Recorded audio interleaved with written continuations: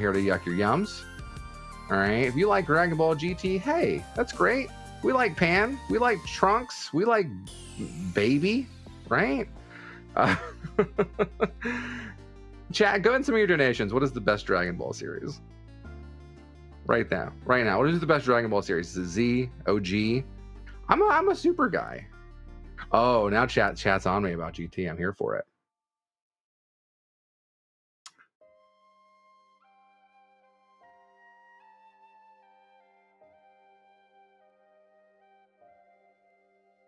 Okay, folks, thank you so much for hanging out with me. We are ready, we are set, and we are on deck. We have got the next run. It is Mario and Luigi Paper Jam with Tonkotsu. Take it away.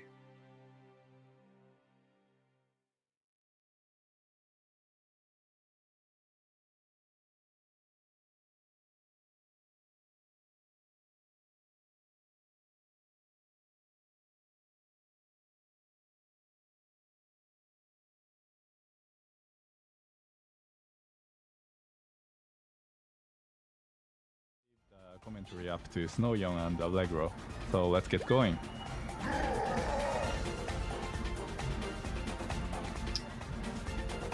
All right. Hi, my name is Allegro. We got Snowy here. He's going to be helping us out here. Hi, I'm Snoion. I'm also a runner of this game. Allegro is an OG runner of this game. Perhaps going to provide a little more insight on the olden days of this game. But if you've never seen this run before, you're definitely in for a treat. Indeed. All right. I guess we were almost ready for a countdown. All right. When we're ready here, so how about you do the countdown? You're giving me the honors? All right. In 3, 2, 1, go. All right. Well, this is Mario and Luigi Paper Jam. First things first, Paper Jam did nothing wrong. Agreed. It's a bit of a divided take, but hopefully, as this run unfolds, you'll be on our side on this argument. First of all, I think we should give out some shout-outs. This run is going to be very glitch heavy, and it wouldn't be possible without the hard work of Solidified Gaming and Really Tall. Back in the old days, like right when this game came out, they worked really hard on finding a lot of the skips that this run's going to use. There's a great story where they both were watching like pre-release footage and they were theorizing skips based on Dream Team, and some of those skips actually happened to work out, and we'll see a variation of that later on in the run. But yeah, big shout outs to Solidified Gaming and Really Tall. Also shout outs to Bunny Bye and GigaDB, OG runners of this game. They definitely pushed this run very far back when the game originally released. And big shout outs to Tonkotsu and Ref417. They've kind of taken over the helm of the Mario and Luigi games in the modern age, and they've certainly pushed this game down to where it is now. Tonkotsu is actually the current world record holder of this game, so he'll definitely give us a great treat right here. Indeed. So yeah, the story of this game is just basically Luigi bumps into a book, and yeah, all the paper toads have been released, and it's gonna be a recurring theme that paper toads are gonna be just infested in this game, for better or worse. Yeah, if you've ever played this game casually, you know that these paper toads, you really, I don't know, you get to know them very well by the end of the game. But the speedrun we'll see how many paper toads that we come across. So yeah, game just basically starts out where we're gonna already do one of these paper toad missions, which is just a recurring mission objectives that you have to do. Some of them are going to be optional and whatnot that are given to you throughout the game, but we're going to be doing some really weird stuff with it, with this concept a little later. But this first one, we're kind of forced to do it. There's not really a way for us to get around this, sadly. But yeah, so basically these missions really go about just having to pick up or just find all the paper toads for each mission. Some of them have different variations where you have to beat enemies to get them and whatnot. But this first one is pretty simple. There's just all hiding across Peach's castle. Some of them in somewhat clever spots, I guess. But yeah, once we're done with this, it's gonna be a very, very different game from what you might expect if you've played this game casually. The floodgates will definitely open, but if you're a runner of this game, you become very well acquainted with this opening right here. So you'll probably do this mission, and you'll probably spend most of your time running this game in this Toad mission in the beginning.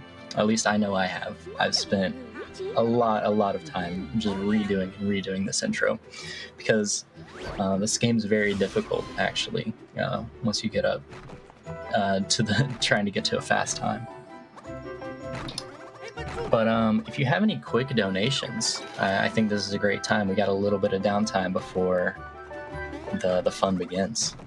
Sure, I can help you out. Yeah, we've got a $1 donation from Carter Ferris, who says, Paper Jam did nothing wrong? Let's fix this. The Mario and Luigi series did nothing wrong. Let's get a $1 train going. Thank you so much, Carter. Do you agree with that? Do you think the whole series did nothing wrong?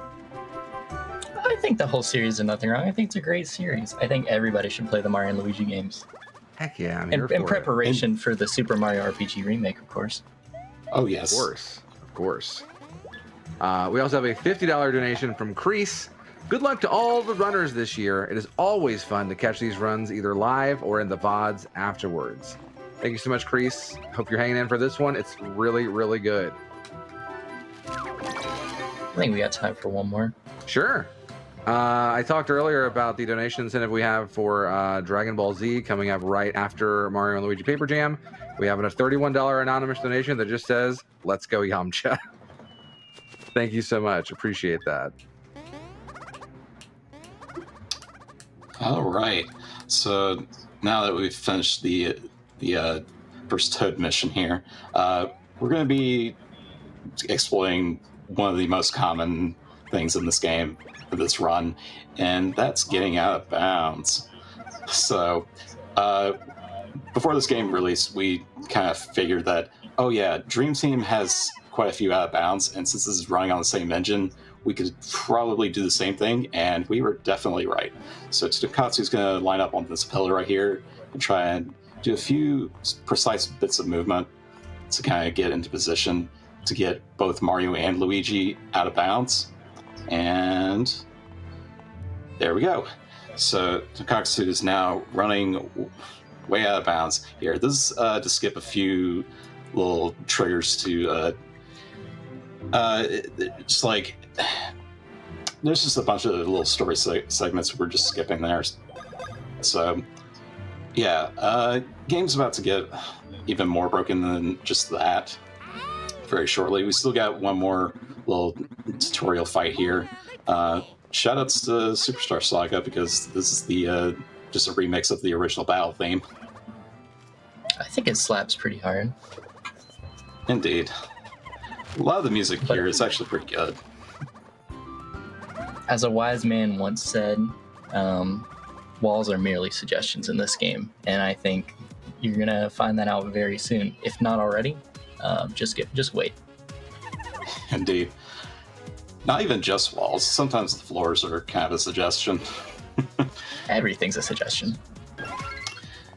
But yeah, so this is one of the... Well, you'll see, but this is going to be one of the few fights we'll be seeing in this game. Kind of spoiler alert on that. But There's not much to do to speed up this fight, sadly, but yeah. Yeah.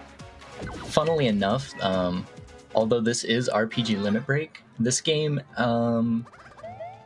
using some very interesting techniques, we will be skipping most of the things that do make this an RPG. It's mostly going to be us moving around in the overworld. Not to spoil anything, Allegro kind of alluded to it, but yeah, these are going to be, these Goomba intro fights are going to be some of the only battles that we actually complete during the run.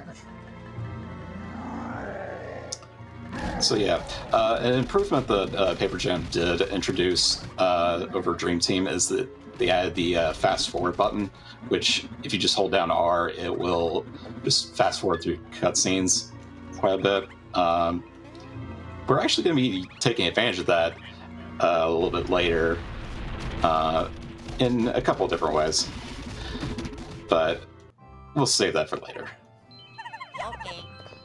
Also, I completely forgot to mention, but Tonkotsu is a Japanese runner, and he is playing on the Japanese version of this game. It doesn't really make a difference for any percent.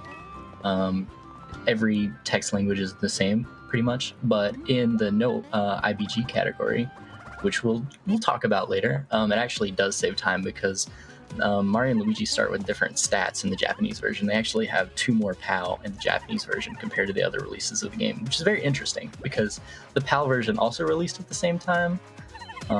So I'm not sure why the stat differences are in the Japanese version, but it does make a difference in other categories of this game. It's definitely a strange occurrence. There are some other games in the series do have those kind of weird quirks, but again, as Snowy mentioned, the European version came out at the same time, so it was kind of a strange thing to see. But all right, we're finishing up with the second Goomba battle, and here we go. We're going to be doing another clip here into this wall right here. All right, easy. Very clean. And this is going to be an interesting skip because we're actually going to pick up a piece of gear here that will make Mario's PAL significantly higher. It looks a little bit out of the way, and this is actually kind of a new route that I say quote-unquote new route. Over the past 3 years, we actually had like a major route change in this game. So grabbing these boots it's actually quite faster. Yep. All right, nice. That was very good. Yeah, very clean clips so far. So this is a part of the planes that you're not supposed to be in until way later. And yeah, you might, if you're familiar with this area, you might have noticed that we're kind of missing something here. A very thin, papery kind of thing, you know? Oh, Snowy, do you know what I'm talking about? I think it's on the tip of my tongue. Oh, there he is. Of course, Paper Mario. How can you forget Paper Mario? So yeah, we're basically getting into this Toad mission right here just so we can get Paper Mario back. And we also need to get something that's very special at the end of this, the Dash Socks. That's going to help out a ton. Not just movement, but some other skips too are kind of helpful with that. And this is just, again, another Toad mission. We had to collect all the Toads. Pretty standard stuff. There's some fights you need to get into. Yeah, there's a good bit of RNG here, though, that can be kind of annoying to deal with. And Snowy knows this very well. These Goomba fights that Tonkotsu are taking are actually forced, but you can get, there's RNG to what actually is in the fight, and you can get paper paratroopers in the fight. And if you get 2 paper paratroopers in your run, your run's pretty much over. So it's back to the beginning of the run if you get those. And well, we got half of it, so that's pretty good. Like, only having 1 paratrooper is not too bad. Yeah, it costs about 30 seconds each time. Yeah, the paratroopers, because they have this stacked ability, there's going to be multiple copies of them, so it can be kind of annoying to get rid of them. So it's definitely optimal to just get only Goombas. And you noticed that we did the first strike on the Goombas as well. That's because the gear that we picked up in the planes section earlier, if Mario takes off all of his other clothing, it actually boosts his POW output by a lot. So it allows him to instantly kill the Goombas. But obviously the Paratrooper you can't one-shot, so it's a bit slower. Alright, so these final few toads are kind of tied to the cutscene with the dash socks. We're going to be doing a little bit of a tutorial here, so maybe a time for a quick donation right here would be great. I can help you out with that. We've got a $25 donation from Zokubun, who says, okay, I've been convinced to donate to one of the best host dono teams to ever do it for one of the best causes out there. Hope you all have a great shift. Thank you so much, Zokubun. We appreciate you. Got time for one more? Yeah, there's time for one more. Yeah. Sure. And we've got a $10 donation from Derek, who they do not leave a comment, but thank you so much, Derek. We really, really appreciate that. Thank you so much. All right, so another big thing in this game is the sliding ability. You use that often to catch the paper toads in these missions, and it's actually quite precise. So, see if Tonkotsu gets it. Perfect. Super easy. Yep. They can get away from you if you try to slide too early, but yeah, Tonkotsu just pulled that off quite well. So now we have Paper Mario back in the actual overworld now, so we're going to be seeing Tonkotsu go for yet another clip out very shortly. This is basically a means of skipping PD Piranha as the first boss of the game. So yeah, this is kind of a precise clip, a little more annoying than the first few because now we have to try and fit Paper Mario into the walls. This is definitely Paper Mario makes these clips so much more difficult. It doesn't really look like that just from like a casual perspective, but Paper Mario adds a lot to this run, and not so much in a good way.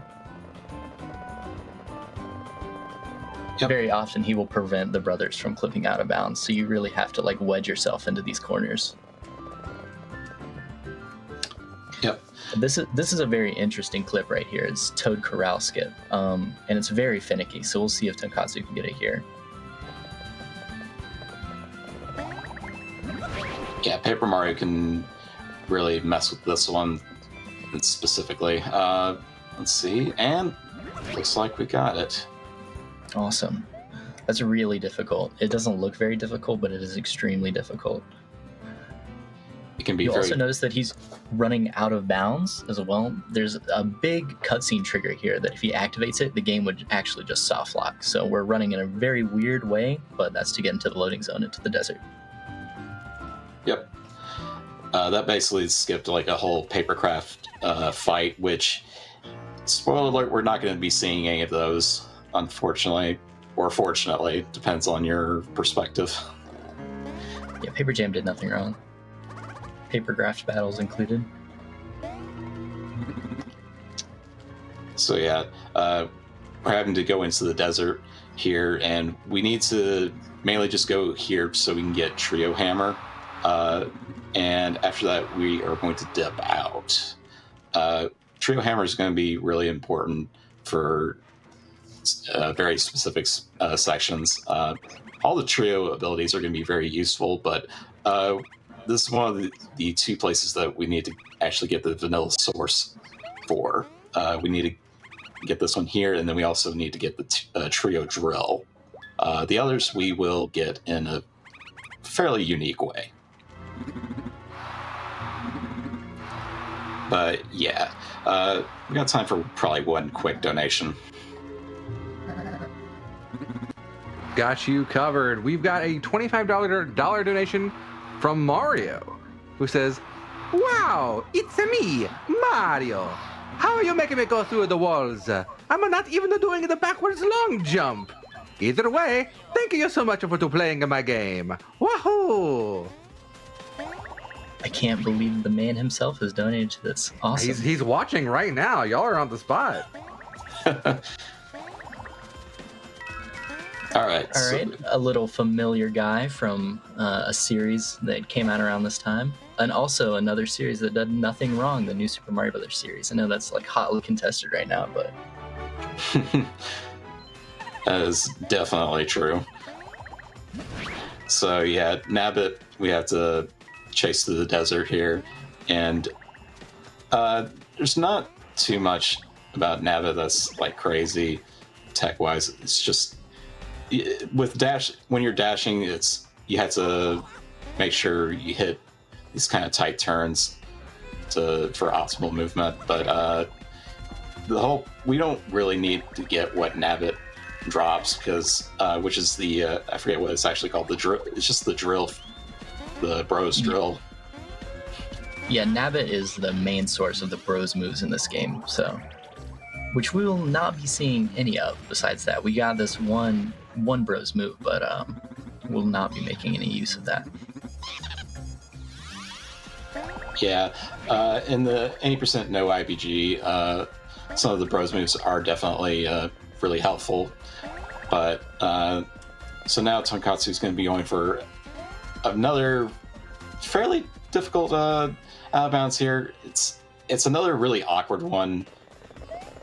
I think Snowy can probably explain this a little bit better than I can.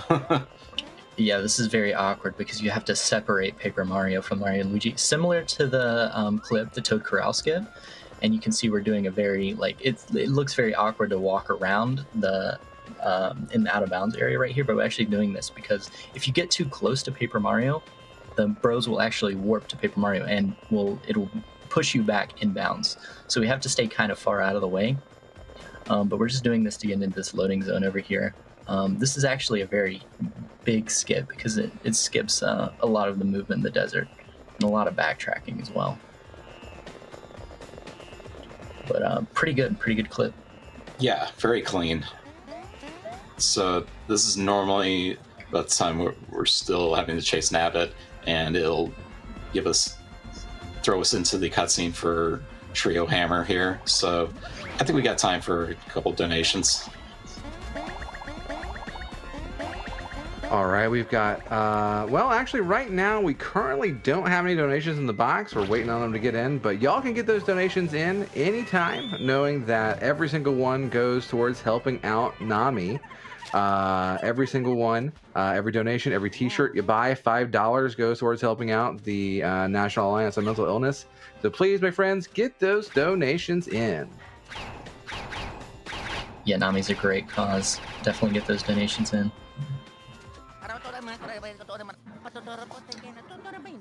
You can see this game has a lot of humor as well, even in the cutscenes. There's definitely no lack of charm in this game that I think is a staple of the Mario and Luigi games, and it's definitely not lacking in this game at all. If you've ever played this game casually, you know that the humor is definitely on point. Indeed. So now that we've got Trio Hammer, we can run back out of the desert. This is literally the only thing that we came to this desert for. It seems very far out of the way, but it's gonna be required later on.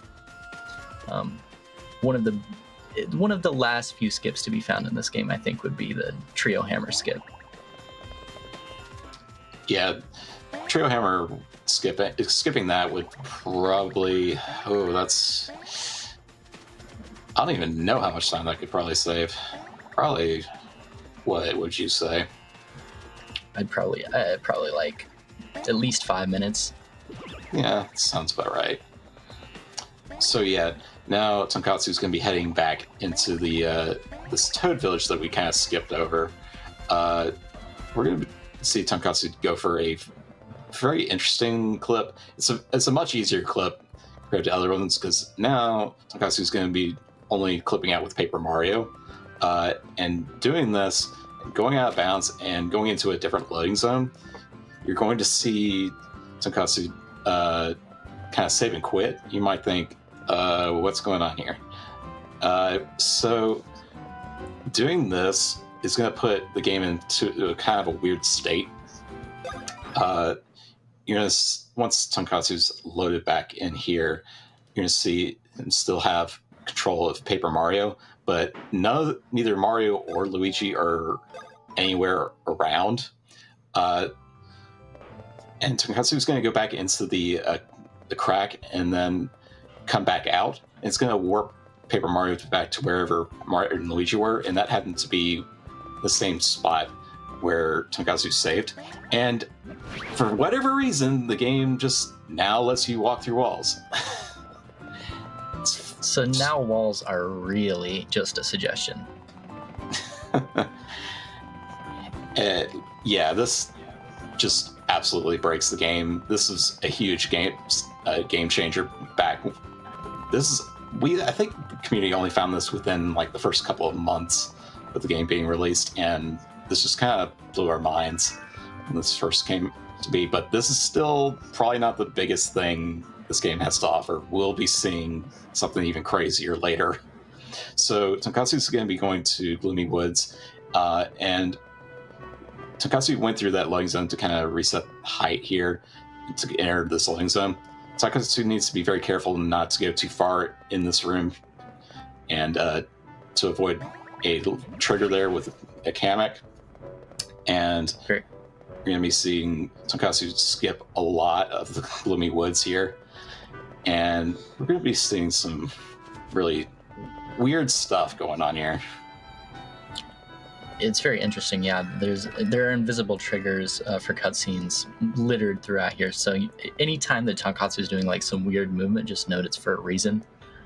Like right back there in the previous room, there's a big loading zone that if he actually triggered the cutscene, the game would actually be soft locked. So very nice. Yeah, there's going to be a lot of spots where you can actually soft lock throughout the game, and it's really crazy. And wait, what just happened there?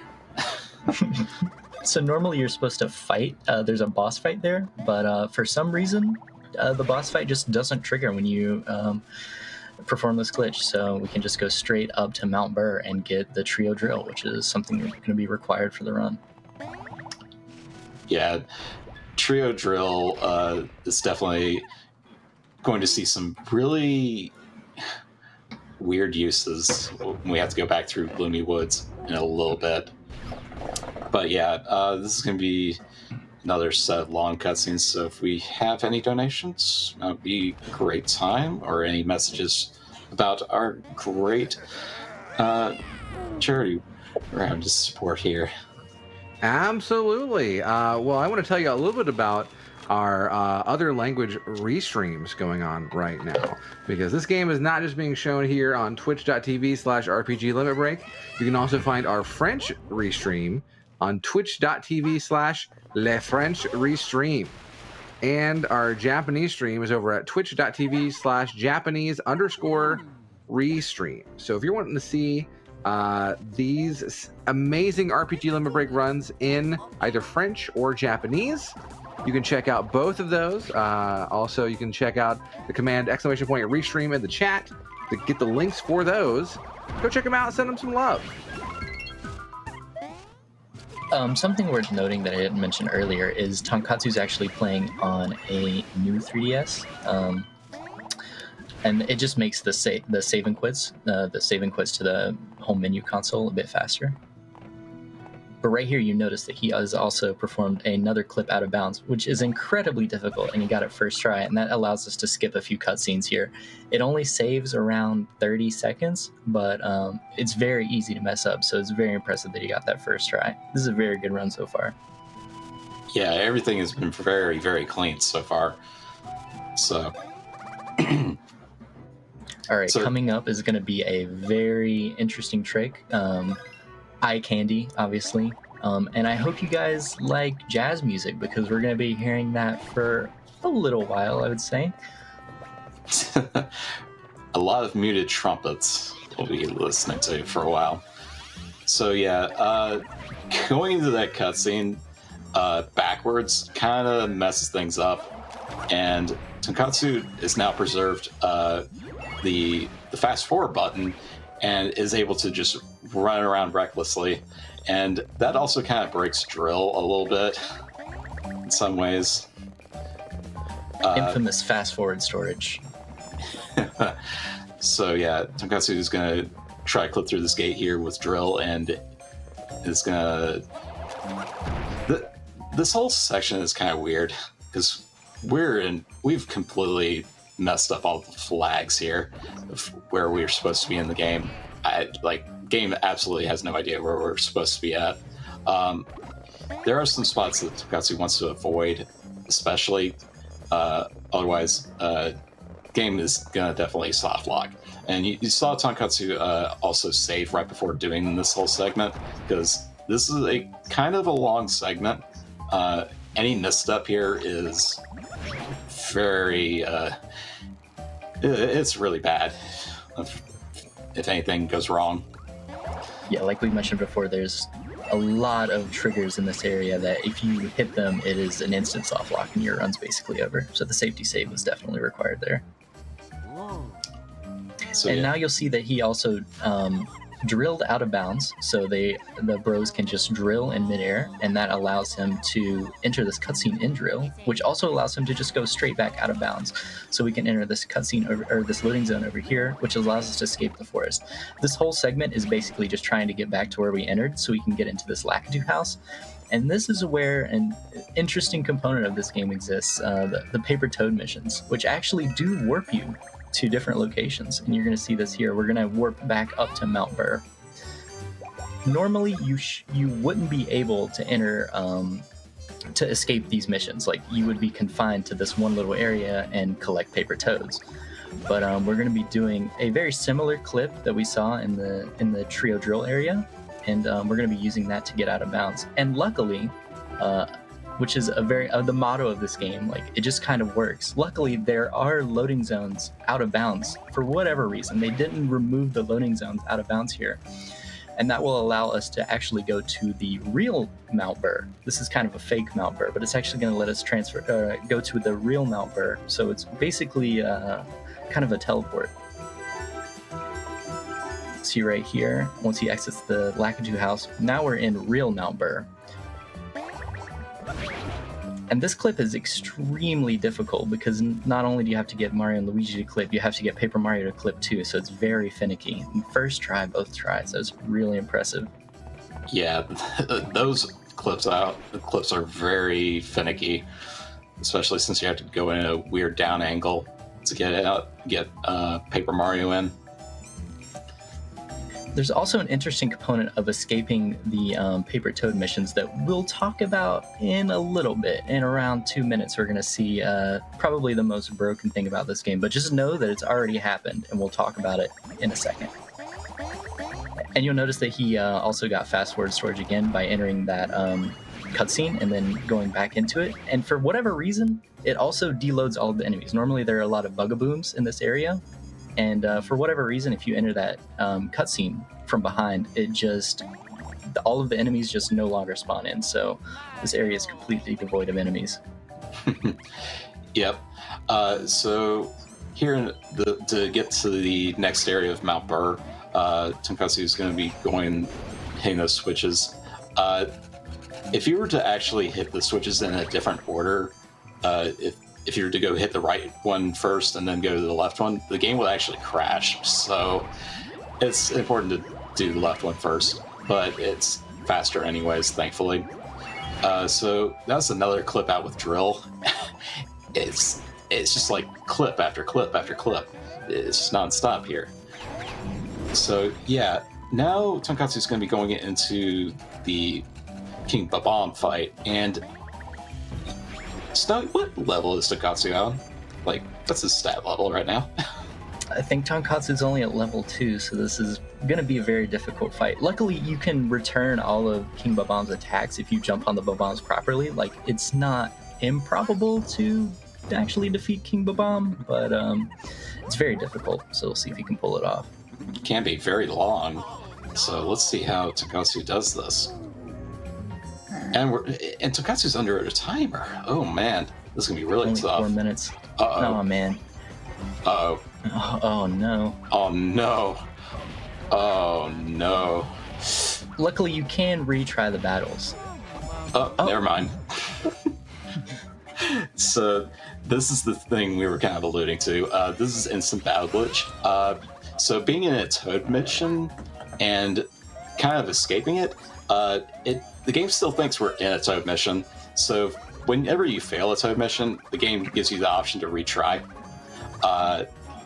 When you're in a boss battle, though, and you fail it, and you try to retry it, the game doesn't know what to do, so it just kicks you out and it just pretends the fight was over. So, yeah, game broken.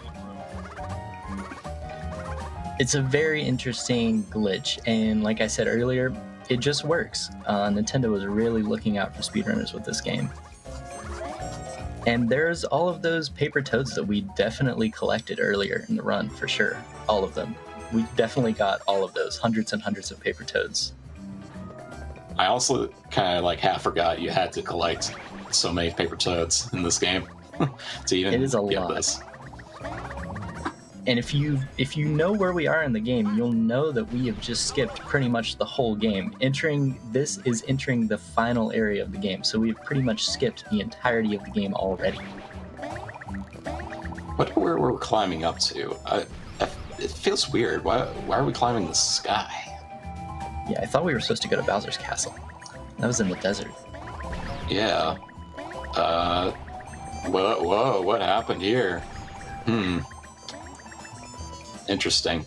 So yeah, we've skipped so much just by doing that.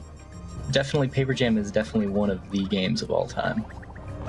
Indeed. All right, and you'll notice that Tonkotsu is running around here, and this is basically just to remove these cutscenes. Like we said earlier, cutscenes are very finicky in this game, and you have to remove these cutscenes early on. Otherwise, we're going to be doing some glitches later on where these cutscenes would actually not allow us to move out of bounds in the way that we want to. But for right now, we're just removing these cutscenes. Yeah, and the whole point of this section is that we had to hit all these switches to go up to the second floor. We're gonna be doing some interesting things to get around that. So before have to do any more of Bowser's Castle, Tonkotsu has to leave and do a few things to get set up to basically just break Bowser's Castle even further.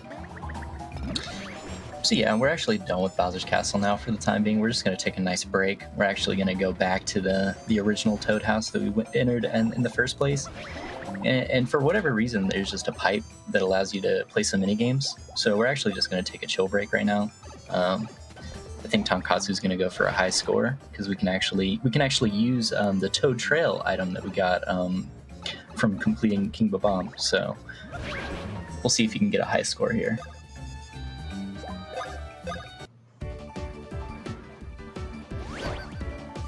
Yeah. Uh-oh. Man, it is very difficult. So Yeah. Okay, actually, we do this because for whatever reason, when you enter this Toad Trail minigame and then exit immediately, the game just assumes that you have a Bros ability that we never collected, the Trio Plane, and it's actually required to get through Bowser's Castle. So that's why we came all the way down here. Just for whatever reason, the game just decides to give us Trio Plane. And under different circumstances, you can actually maintain the slide ability through just using that, using the arcade there. It's pretty useless otherwise, but for that specific use, yeah, this really helps with the end game because we definitely need the Trio Plane for a very important section coming up. All right, right here, you're going to see that Tonkotsu is going to save and quit in a very specific spot. That's because for some reason, in specific areas, you can actually save and quit inside of a cutscene trigger. So that's what he's done here. And this absolutely breaks the game. And you'll see that he's actually moving around while inside of the cutscene. And that allows us to get out of bounds inside of Bowser's Castle up here. And we're going to do the exact same thing right here, save and quit inside of another cutscene, and this is going to absolutely break the game. You'll see that we actually stored fast forward storage again, And this time we also have the same exact glitches that we did in the Toad Town area. Right here, we just have to. Very nice. That should work. Oh no. Oh no. Yeah, this one can be a little bit precise because you need to close the text box as soon as you get into the loading zone. And like it can be a little finicky to deal with. Let's see if Tonkotsu gets it again. And yep, there we go. Very nice. All right, you'll see. So you see that we'll have walkthrough walls again, and that's because he actually chose the option to leave Bowser's Castle when he actually entered that loading zone. So that gives us walkthrough walls, which makes this area extremely broken and allows us to actually hit the other buttons needed to advance through the rest of this dungeon.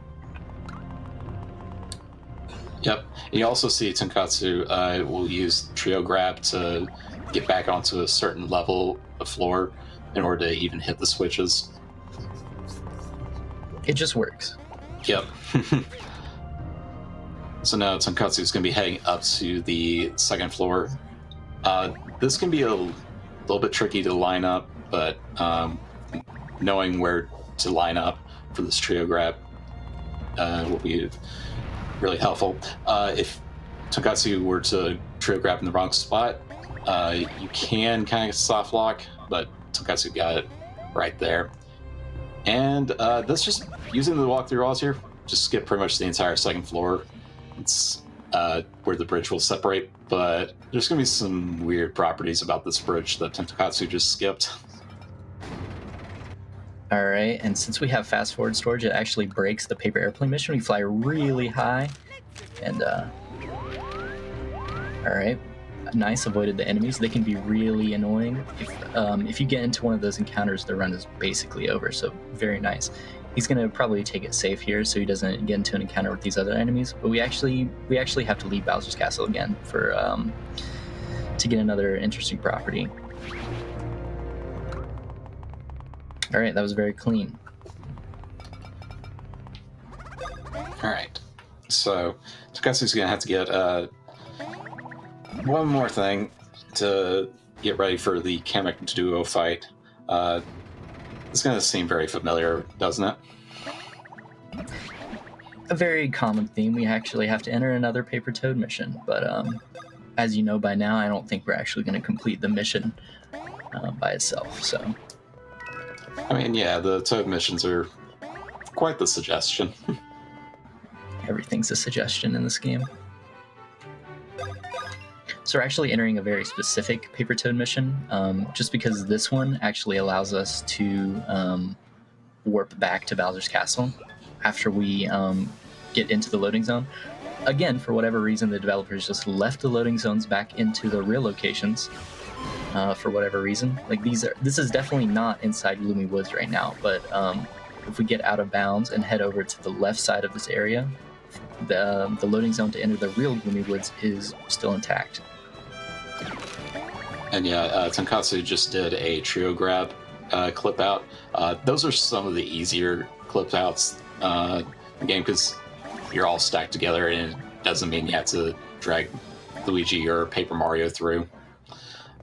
Very convenient. If only we had the Trio Grab earlier in the run and make those finicky clips so much easier.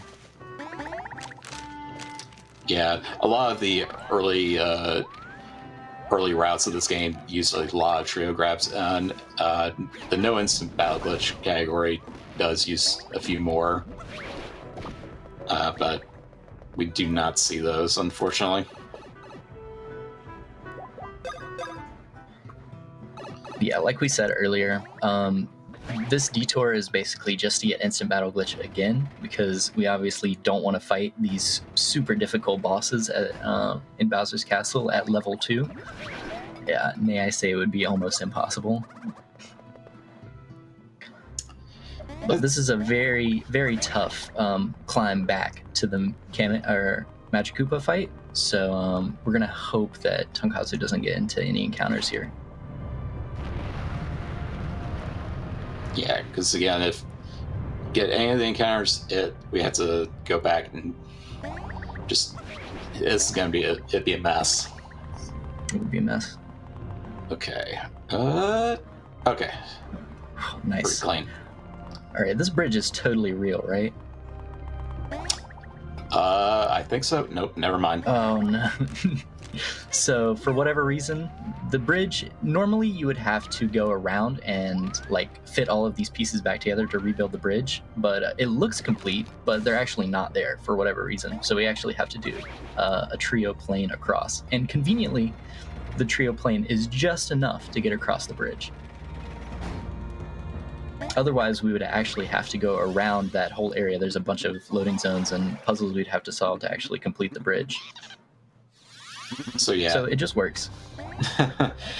Normally in the no IBG category, this is probably probably the hardest fight in the entire game, because at that point in that category, you'd have at least some levels from the King of the Bomb fight, but nope, not here. I mean, it's a very brutal fight, sadly.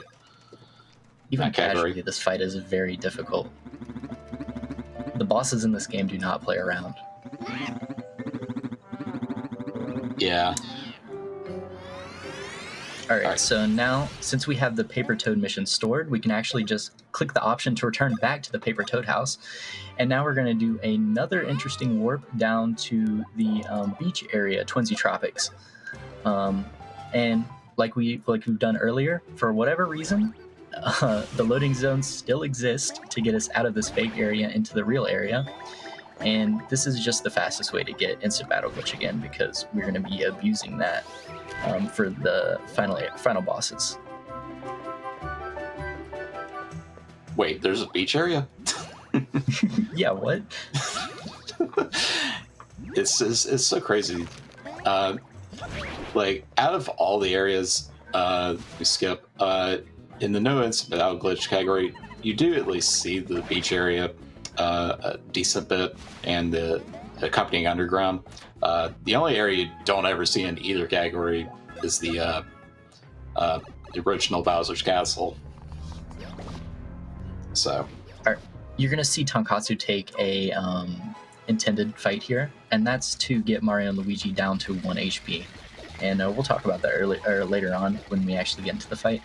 But yeah, this ending section has a ton of RNG. And what's really frustrating about this game is even if you have a perfect run, even this one fight right here can completely kill your run because you got bad RNG. They can give you one attack that will attack all three bros at the same time, making the fight extremely fast. But got really unlucky here and got the slowest pattern. But that's okay. Not that big of a deal. And you'll see that the screen is black, but Tonkotsu can actually navigate through that room up to the upper loading zone here. And yeah, this is the final gauntlet of fights here right at the very end of the run. yeah, as somebody was mentioning, the RNG in these fights can be quite brutal to deal with. It may not seem like much, but it can add up in one of these. This is basically the shortest run of all the Mario RPGs, just because of all the nonsense that's going on. So every second does count. And we took that intended fight earlier there because the Goombas do a very low amount of damage. And that just makes that a little bit faster. Yep. But from here on out, pretty much, Tonkotsu is just going to be sitting back, let the game do its thing. We obviously know no instant battle glitch is a thing at this point, and for whatever reason, it actually continues. You actually keep instant battle glitch throughout these fights, which is very convenient. Once again, it just works. Yeah, it's definitely mind-blowing that this just works in general. Like, man, I cannot imagine how this game would be without that. Here we go. I mean, you can with no instant battle glitch category, but man, this game would have such a different identity. If you guys are interested, you can go to the speedrun.com page, and there's a a whole separate category called No Instant Battle Glitch. If you'd like to watch a run of that, it's definitely a very different run. And unlike this category, where the ending fights are very chill, you can just sit back. You just have to wait for Mario and Luigi to game over. In that, it is very brutal and definitely maybe some of the hardest fights in all of the Mario and Luigi speedrunning series.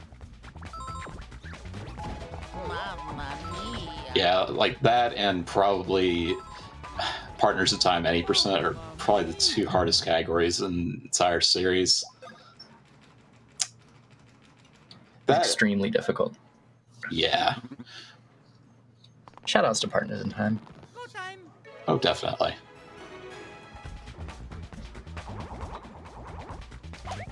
But yeah, I think we got time for one quick donation before the end here.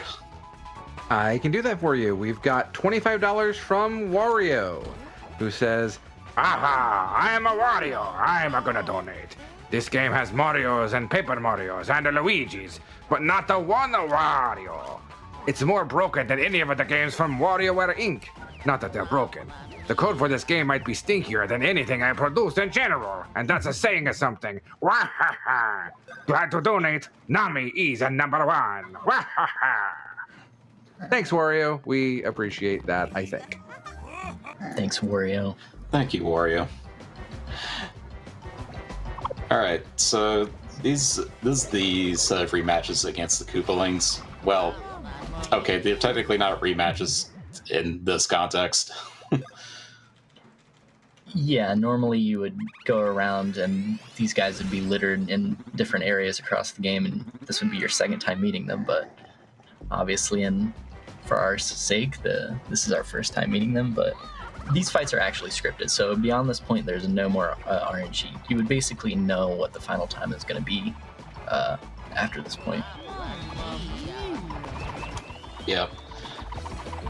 So, yeah, and this Koopalings with Iggy, Lemmy, and Morton, it's unfortunately the longest one because it's Lemmy just trying to chase down the bros with the giant ball. It's very funny because these guys take your cards, which we never saw in this run at all. We never got the cards, but it's a very interesting mechanic that they added to this game, which gives you various stat buffs. But obviously, we don't see that in this run. In this fight, you can't use your cards, but obviously, we don't need to use them anyway. Yeah, cards are a very important feature in the no instant battle glitch category. Otherwise, that's going to be, oh boy, that'd be a even harder category to deal with without them. Definitely. The final fights would be so brutal. I mean, they are brutal, but without the cards, who knows? But with that fight, we are pretty much on to the final fights here. And unsurprisingly, it's not going to be too dissimilar from the other fights that we've encountered. So, Lose to win. But, one final trip throughout the dark blue void. I just still find it interesting that it just completely unloads, like pretty much. I wouldn't say it just completely unloads the textures whenever instant battle glitch is in effect. It's a miracle that it doesn't crash. I don't understand how it doesn't crash, but it just doesn't. It just works. But yeah, this is the final fight. We're not going to really see anything crazy. It's just that we need to just see Bowser. The two Bowsers just going to throw their flamethrower attack at us.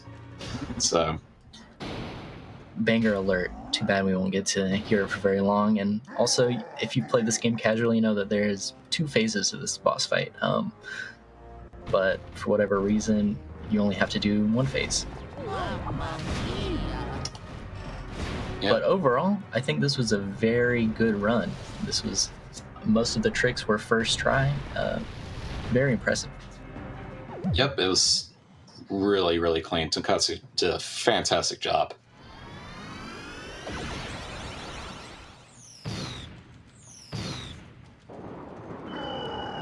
Oh yeah, So time will be coming up basically after the last text box in Peach's Castle.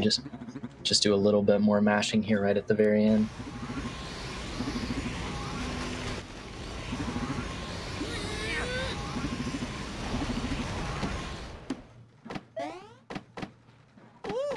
But yeah, I hope everyone had fun just seeing how crazy broken this game is. We always love to show off a good Paper Jam 80% speedrun. It's very amusing if you're a first-time watcher of this game. I hope you enjoyed. Time will be coming up in around 5 seconds. All right, and time. All right.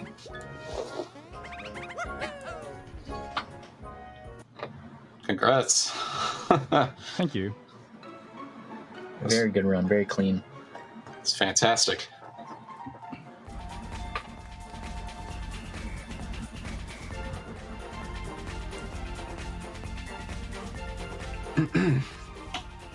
Any shout outs or closing remarks, Tonkotsu?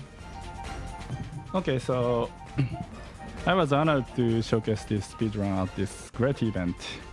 Huge shout out to the members of Mario and Luigi speedrunning community, including today's commentators Allegro, Snoion, and Popular, aka Mito-san, on Japanese Restream.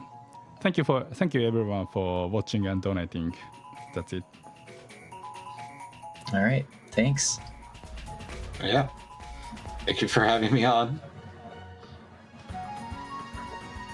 And yeah, y'all enjoy the rest.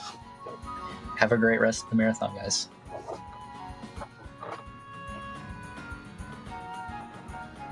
Thank you so much for that amazing run. That was really, really wonderful to watch. What was basically kind of like the non-RPG here, RPG Limit Break, and I loved that.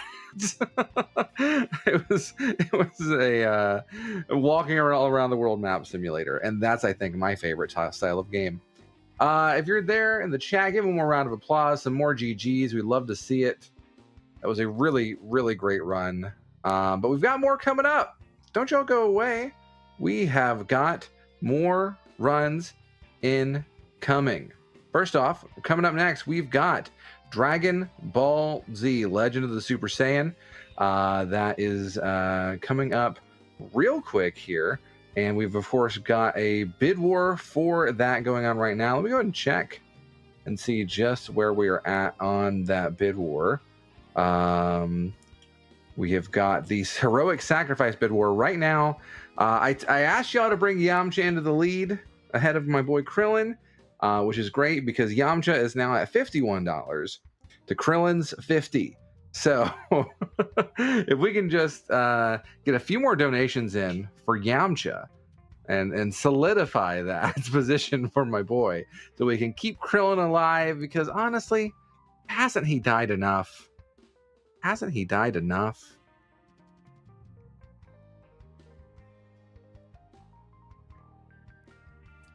We've also got, after that run coming up, Final Fantasy Mystic Quest Randomizer. And right now, the battle sprite is still set to be Mog with a $135 donation. And our Benjamin name is set to be Mighty B and Mirane. So again, if you want to get your name, Shrugs in third place with 100. Really only $95 behind. You've got time, a very short time, but you've got time to get that in. So if you wanted to name Benjamin Shrugs, which I think is my favorite name personally, but that's me. But again, that's right after Dragon Ball Z Legend of the Super Saiyan. So get those donations in. We've got a few leftover donations from our Mario and Luigi run. We've got $5 from Tempest Mask, who says, donating $5 for the 5th and final Mario and Luigi game. If anything, I find it shocking that such a charming crossover entry also happens to have the fastest any percent in the series. But knowing that this was the last hurrah for the 3DS before Bowser's Inside Story remake, I'd call it poetic justice. Quick, Write that one down on something. Even Paper Mario if you must. Best of luck to Tonkotsu, and hello to Cardi. Why, Debus Mask? Thank you for saying hello, but, my friends, I'm actually here to say goodbye. I know. Thank y'all so much for being with me through Paper Jam. While Mario and Luigi spent most of that game out of bounds, it's time for me to do my own OOB and pass off the host mic. However, I am leaving you in the talented, capable hands of Grunt, and they are going to be here with you for Legend of the Super Saiyan. So don't go away. Get your donations into Nami, and we're going to take you to an ad right now. Thanks so much. Have a great rest of the event.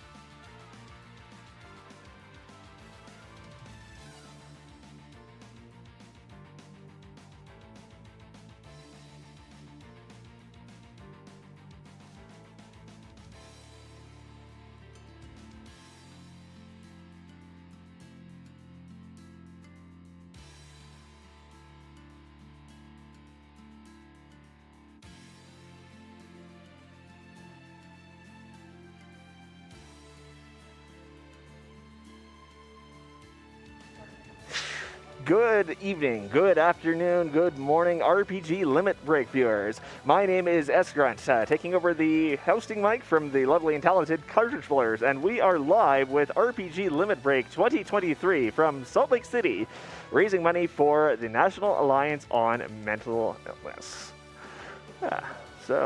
Before we get into the next run for Dragon Ball Z, Legend of the Super Saiyan by the Drum Bortist, we've got just a few things to share with you. Like this $100 donation from Gardner Fam saying, "Good luck, Drum Bortist. Rest in peace, TN." And another $5 donation from RP saying, "Play this on the old DS XL instead of the new DS 3DS XL because I just bought the Animal Crossing edition of DS XL a month before the new 3DS XL came out. I'll never forgive you, Nintendo. Also, why was Yoshi just floating back in the air back in the snowy mountain? Well, we're just going to have to paper over the answer to that question because we are done with that run. So, RPG Limit Break 2023 proudly supports the National Alliance on Mental Illness, aka NAMI. To get involved in the fight against mental illness and the stigmas it can bring, reach out to NAMI via their state organizations or on Facebook, where they can be found as NAMI on Instagram and Twitter as NAMI Communicate. It's not a weakness to need help. Please reach out if you think you need help. So, starting with this run and going through to the end of Quest for Glory 2 Trial by Fire, a little bit later on, we have many wonderful prizes you can donate for. Just after this Dragon Ball Z run, we're going to be having a race of the Mystic Quest randomizers, Final Fantasy Mystic Quest, featuring the RPG Chick and Hibbinks. Featuring for that, we've got some wonderful pearlers for Benjamin and Kaylee, which you can enter in a chance for just $5 donation. You have a wonderful chance to win a 6-hour remote session of Dungeons & Dragons 5th edition with the one and the only Bob the Ninja Goldfish. That's a $5 donation for any time in this block. And since our next run is Dragon Ball Z, you can of course put in a $5 donation to win a PS5 copy of Dragon Ball Z Kakarot, or a wonderful Dragon Ball Z painting on canvas for $15. Not only that, we've got a authentic in-box Final Fantasy Mystic Quest cartridge for a $10 minimum donation. And last but not least, we have a Frieza Funko Pop for just $5. All of these could be yours. Just put your donations in now. And speaking of donations, we have a $50 anonymous donation. Thank you very much for that. From Dragonista, we have a $20 donation. And from Zombo Rombo, we have $25. Once again, you are watching RPG Limit Break 2023. In just a couple of minutes, we will be having a run of Dragon Ball Z Legend of the Super Saiyan by the one, the only Drumboardist. In fact, you may still have time to get your donations in for some of the incentives we've got coming up for this run and the next few runs. Currently, during the run, we have a character who will be making a heroic sacrifice. And at this very moment, Yamcha is in the lead with a $56. But coming up very closely behind is Krillin at $50. Along with a few others like Katsu at $35.54 and Tien Shenhan at $4. So if you want to change someone's fate like that, get your donations in now. We also have met a donation incentive to fight Vegeta after the run is done, set at $500, so we have that to look forward to as well. Coming up after that for the Final Fantasy Mystic Quest race, randomizer race, you have the option to choose the character sprite. Yep.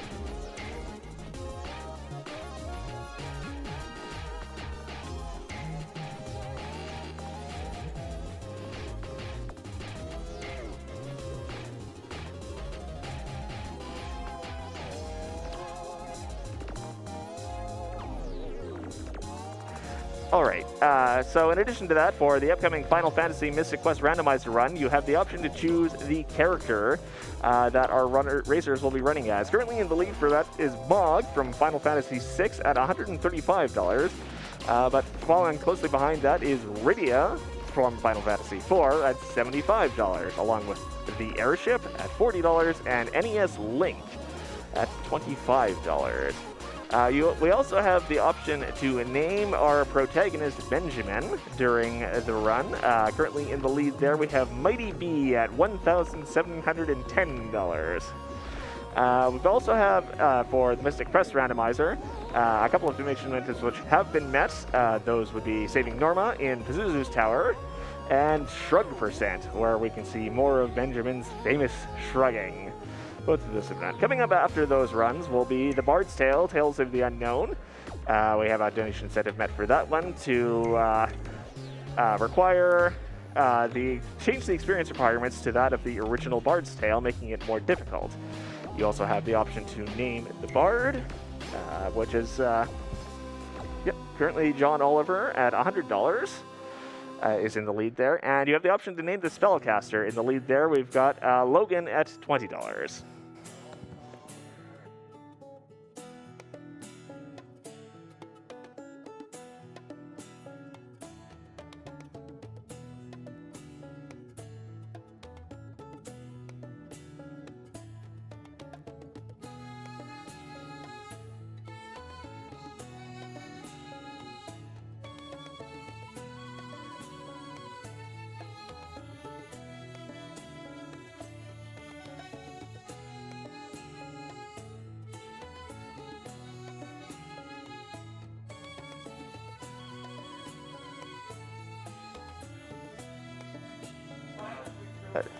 This is RPG Limit Break 2023, live from Salt Lake City.